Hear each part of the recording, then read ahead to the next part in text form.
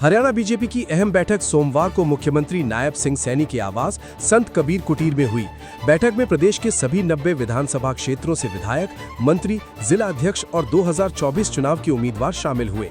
हरियाणा प्रभारी तरुण चुग की मौजूदगी में SIR को लेकर बूथ स्तर तक संगठन की सक्रियता और मतदाताओं से संपर्क बढ़ाने पर चर्चा हुई। इसके अलावा तिरंगा यात्रा, गुरु रविदास जयंती की कलश यात्रा, संगठन सरकार में तालमेल और आगामी राजनीतिक रणनीति पर भी मंथन किया गया। फरीदाबाद में अल सुबह नींद की झपकी आने से एक टैक्सी ड्राइवर की कार सड़क किनारे खंबे से टकरा गई और कुछ ही मिनटों में आग की चपेट में आ गई। हादसे के बाद ड्राइवर साइड का दरवाजा लॉक हो गया, लेकिन वहां से गुजर रहे बाइक सवार ने कार का शीशा तोड़कर ड्राइवर विपिन को सुरक्षित बाहर निकाल लिया। सूचना पर पुलिस और फायर ब्रिगेड मौके पर पहुंची और आग पर काबू पाया। हादसे में ड्राइवर पूरी तरह सुरक्षित रहा।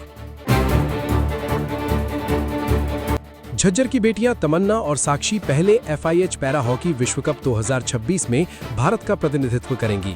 20 से 24 अगस्त तक नीदरलैंड और बेल्जियम में होने वाले इस ऐतिहासिक टूर्नामेंट में तमन्ना गोलकीपर और मिडफील्डर, जबकि साक्षी डिफेंडर की भूमिका निभाएंगी।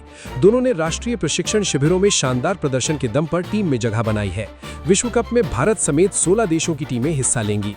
दोनों खिलाड़ियों के चयन से झज्जर के खेल प्रेमियों में खुशी का माहौल है। भिवानी जिला कोर्ट ने 2016 के जान से मारने की नीयत से गोली चलाने के मामले में 2 आरोपियों को दोषी करार देते हुए उम्र कैद की सजा सुनाई है। कोर्ट ने भवानीखेड़ा निवासी अजय और बलियाली निवासी अमरदीप पर जुर्माना भी लगाया। मामले में बाइक सवार आरोपियों ने अनिल पर फायरिंग की थी, जिससे वो घायल हुआ था। पुलिस ने जांच के बाद दोनों को गिरफ्तार कर हथियार बरामद किए थे। कोर्ट ने धारा 307 और आर्म्स एक्ट के तहत सजा सुनाई। SP ने कहा कि गंभीर अपराधों में सख्त कार्रवाई जारी रहेगी। महेंद्रगढ़ के नारनौल में जिला परिषद की प्रस्तावित बैठक का 17 पार्षदों में सामूहिक बहिष्कार कर दिया।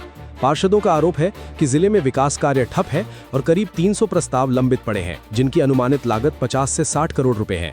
उन्होंने बताया कि कई विकास कार्यों के बिल 2 साल से लंबित हैं और जनवरी के बाद कोई नया कार्य स्वीकृत नहीं हुआ।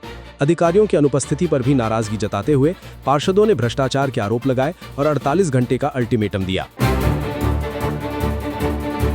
फतेहाबाद के रतिया में CIA पुलिस ने नशा तस्करी के खिलाफ कार्रवाई करते हुए 120.64 ग्राम अफीम के साथ एक आरोपी को गिरफ्तार किया है।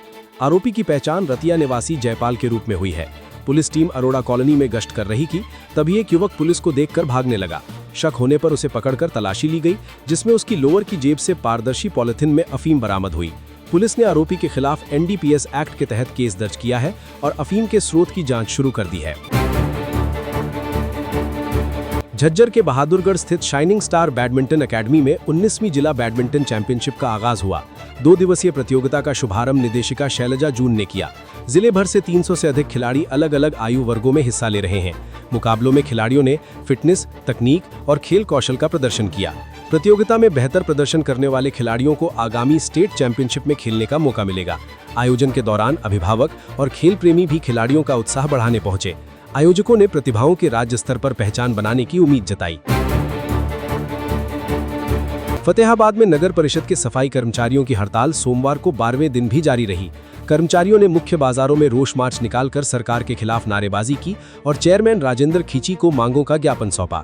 कर्मचारियों ने 13 मई के 17 सूत्रीय समझौते को लागू करने, कच्चे कर्मचारियों को पक्का करने, ठेका प्रथा खत्म करने, पक्की भर्ती, जोखिम भत्ता, ESI, EPF, वेतन बढ़ोतरी और दुर्घटना बीमा सहित कई मांगे उठाईं। चेयरमैन ने सरकार से बातचीत कर हड़ताल खत्म कराने का आश्वासन दिया। भिवानी में सफाई कर्मचारियों की हड़ताल के बीच कांग्रेस ने विरोध का अनोखा तरीका अपनाया। कांग्रेस के शहरी अध्यक्ष प्रदीप गुलिया के नेतृत्व में हांसी गेट के पास सड़क किनारे लगे कूड़े के ढेर में भाजपा के झंडे लगाए गए। गुलिया ने कहा कि सरकार और प्रशासन ने सफाई के लिए वैकल्पिक व्यवस्था नहीं की, इसलिए सरकार को उसकी जिम्मेदारी याद दिलाने के लिए ये प्रतीकात्मक प्रदर्शन किया गया है। उन्होंने भाजपा के झंडे के अपमान से इनकार किया और कहा कि कांग्रेस जल्द कूड़े पर कीटनाशक का छिड़काव भी करेगी। हरियाणा में 17 अगस्त की रात से 20 अगस्त तक मानसूनी गतिविधियां बढ़ने की संभावना है। पंचकुला, अंबाला और यमुनानगर में भारी बारिश की चेतावनी जारी की गई है, जबकि 18 जिलों में हल्की से मध्यम बारिश हो सकती है। उत्तरी हरियाणा में साइक्लोनिक सर्कुलेशन बनने से बारिश के लिए परिस्थितियां अनुकूल होने की संभावना है। 21 अगस्त से राज्य के अधिकांश हिस्सों में बारिश और बढ़ सकती है। बारिश के चलते दिन के तापमान में गिरावट और रात के तापमान में मामूली बढ़ोतरी के आसार है। रविवार को हिसार 36 डिग्री के साथ सबसे गर्म रहा।